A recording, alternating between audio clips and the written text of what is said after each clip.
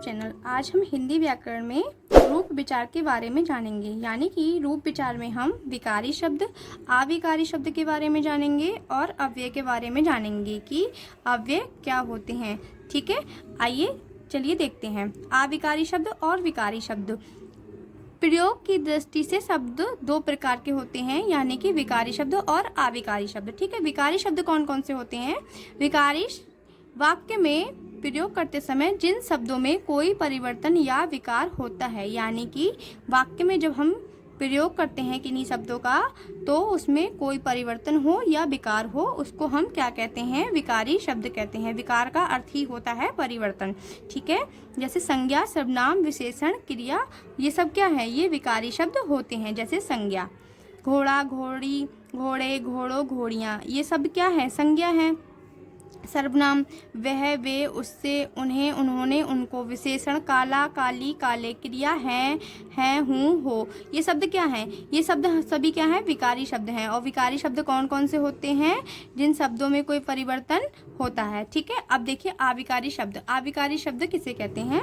वाक्य में प्रयोग करते समय जिन शब्दों में कोई परिवर्तन या विकार नहीं होता।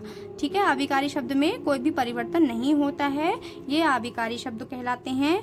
जैसे इन्हें अवयव भी कहते हैं। अब अविकारी का ही दूसरा नाम क्या होता है? अवयव होता है। ठीक है, अवयव आ प्लस व्यय, अर्थात इनका व्यय नहीं होता। ठीक है, यानी कि इसमें परिवर्तन नहीं होता है। ये ना तो बढ़ते हैं ना ही घटते हैं, ये ज्यों के त्यों बने रहते हैं। ठीक है, क्रिया, विशेषण, संबंध बोधक, समुच्चय बोधक, विस्मय बोधक, ये सब क्या है? ये सब हमारे क्या है? अविकारी शब्द हैं। जैसे क्रिया विशेषण में धीरे धीरे, ये क्या है? अविकारी शब्द है। इसमें कोई परिवर्तन नहीं होता है। बहुत या शीघ्र, इसमें कोई भी परिवर्तन नहीं होता है। आइए नेक्स्ट देखते हैं। जैसे कि संबंध बोधक अवयव। संबंध बोधक अवयव में परिवर्तन या विकार नहीं होता है। ऐसे ही समुच्चय बोधक अवयव में, विस्मयबोधी अवयव में, इनमें कोई भी परिवर्तन या विकार नहीं होता है। इन्हीं को हम अविकारी शब्द कहते हैं।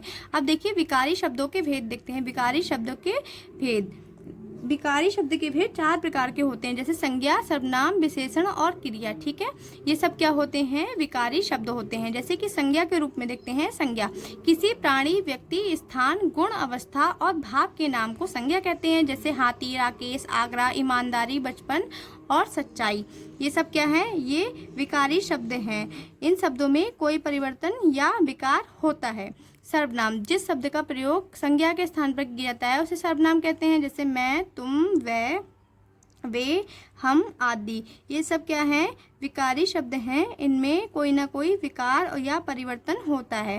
जैसे बातचीत करते समय या लिखते समय संज्ञा का बार बार प्रयोग अच्छा नहीं लगता। जैसे संयम, घर गया, संयम ने संयम के पिताजी को एक पत्र दिया, तो ऐसे बार बार संयम संयम कहते हुए अच्छा नहीं लग रहा है। तो इसमें इस वाक्य में संयम शब्द का बार बार प्रयोग अच्छा नहीं लग रहा है। इस वाक्य को यदि निम्न प्रकार से कहें तो ये अच्छा लगने लगता है। जैसे संयम घर गया और उसने अपने पिताजी को एक पत्र दिया। ठीक है, अब बार बार इसमें संयम संयम का प्रयोग नहीं हो रहा है, उसके स्थान पर उसने, अपने का प्रयोग हो रहा है। ठीक है, उसे यह इस उदाहरण को यह प्रकट करता है कि सर्वनाम के प्रयोग और वाक्य में सुंदरता आ जाती है। अब देखिए विशेषण।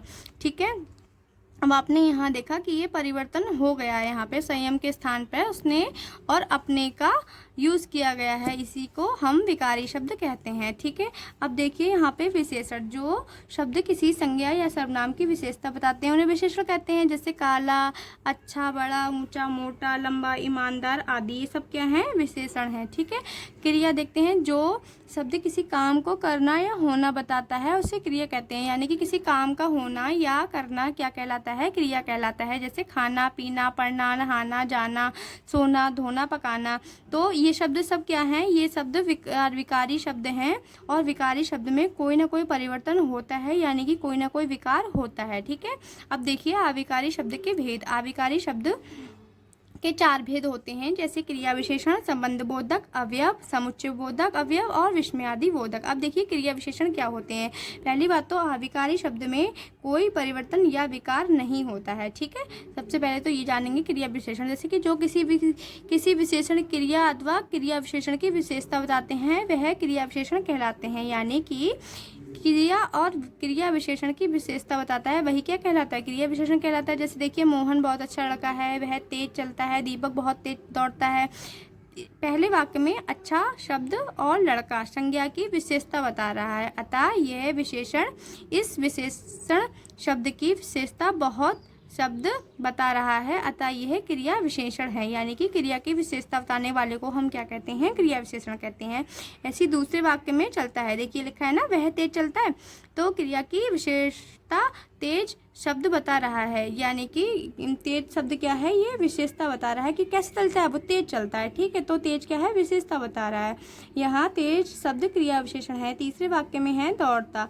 ठीक है, अब दौड़ता क्रिया की विशेषता बताने वाले शब्द क्या है? तेज है। जैसे इसमें वह कैसे दौड़ता है? तेज दौड़ता है। ठीक है, तो तेज क्या हो जाएगा? ये हो जाएगा क्रिया विशेषण। ठीक है, किंतु इस तेज शब्द की विशेषता बहुत बता रहा है। ठीक है, जैसे वह कैसे दौड़ता है? तेज दौड़ता है। कितना तेज? यानी कि बहुत तेज। ठीक है, तो बहुत शब्द क्या होगा? इसमें विशेषता बता रहा है। नेक्स्ट हम देखते हैं संबंधबोधक अवयव। जो अवयव संज्ञा या सर्वनाम का संबंध वाक्य के अन्य संज्ञा या सर्वनाम से जुड़ते हैं, उन्हें संबंधबोधक कहते हैं। यानी कि कुछ ऐसे अवयव जो किसी संज्ञा या सर्वनाम का संबंध अन्य किसी संज्ञा या सर्वनाम के संबंध को बताता है, वह क्या कहलाता है? संबंधबोधक कहलाता है। जैसे कि इन उदाहरणों को ध्यानपूर्वक देखिए। वह तुम्हारे साथ जाएगा, मैं तुम्हारे बिना नहीं जा सकता, हमारे घर के पीछे एक तालाब है। अब देखिए, पहले वाक्य में साथ शब्द वह और तुम्हारे का संबंध जोड़ता है। जैसे वह तुम्हारे साथ जाएगा, तो वह तुम्हारे। ठीक है, तो ये दोनों क्या हो रहे हैं? ये जोड़ रहे हैं आपस में। ठीक है, तो ये क्या होगा? ये संबंध जोड़ रहा है एक दूसरे से, तो ये संबंधबोधक होगा। ऐसे दूसरे वाक्य में बिना शब्द में और तुम्हारे, मैं और तुम्हारे क्या हो रहा है? संबंध जोड़ रहा है। ऐसे तीसरे वाक्य में पीछे शब्द घर और तालाब का संबंध जोड़ता है। ठीक है, अतः साथ, बिना, पीछे ये सब क्या हो जाएंगे? संबंधबोधक अवयव हो जाएंगे। ठीक है, संबंधबोधक का मतलब संबंध जोड़ना। ठीक है, एक शब्द दूसरे शब्द से जोड़ना। जैसे वह तुम्हारे साथ जाएगा, तो वह तुम्हारे, ये क्या हो गया? ये एक संबंध जुड़ गया एक दूसरे से। मैं तुम्हारे बिना नहीं जा सकता, तो मैं और तुम्हारे, ये दोनों क्या हो गया? संबंधबोधक हो गया।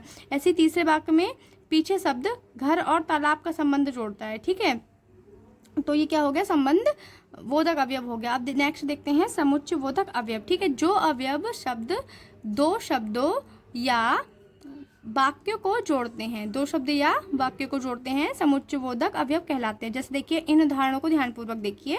मोहन और राजीव मित्र हैं, वह आगरा गया तथा अपने मित्र के यहाँ ठहरा, मैंने उसे बुलाया था परंतु वह नहीं आया। अब देखिए, पहले वाक्य में और शब्द मोहन और राजीव को जोड़ता है। देखिए, ये और शब्द जो है मोहन और राजीव को जोड़ रहा है। ठीक है, अब दूसरे वाक्य में तथा शब्द दो वाक्यों को, जैसे वह आगरा गया और अपने मित्र के यहाँ ठहर जाता है। अब देखिए, इसमें तथा शब्द जो है वह इन दोनों वाक्य को आपस में जोड़ रहा है। देखिए, अपने मित्र के यहाँ ठहरा और वह आगरा गया, है तथा शब्द इसमें जोड़ रहा है, इसमें और शब्द जोड़ रहा है। अब देखिए, तीसरे वाक्य में परंतु शब्द दो वाक्यों में, जैसे मैंने उसे बुलाया था और वह नहीं आया था, तो इसमें परंतु शब्द क्या है?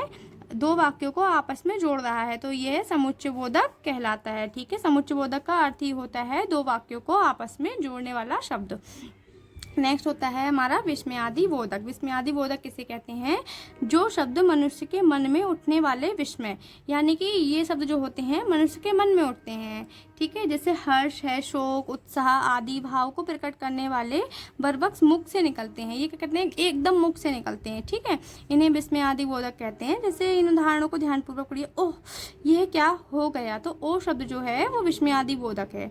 अरे, तुम आदमी हो या राक्षस, तो अरे शब्द जो है वो विस्मयादि बोधक है, एकदम मुंह से निकलता। छी छी, कितना गंदा काम है तुमने, तो छी छी शब्द क्या है? विस्मयादि बोधक है। आहा, मजा आ गया, तो ये आहा शब्द क्या है? विस्मयादि बोधक है। ठीक है, ये एकदम अचानक से मुख से निकल पड़ते हैं। ठीक है, और पहले वाक्य में ओ शब्द शोक या भाव को प्रकट कर रहे हैं, दूसरे शब्द में अरे, अरे शब्द जो है आश्चर्य का भाव प्रकट कर रहा है, तीसरे में छी छी ये घृणा का भाव प्रकट कर रहा है, चौथे में आहा शब्द प्रसन्नता का भाव प्रकट कर रहा है। ठीक है, अतः ये शब्द ओ, अरे, छी छी और आहा विस्मयादि बोधक अवयव हैं।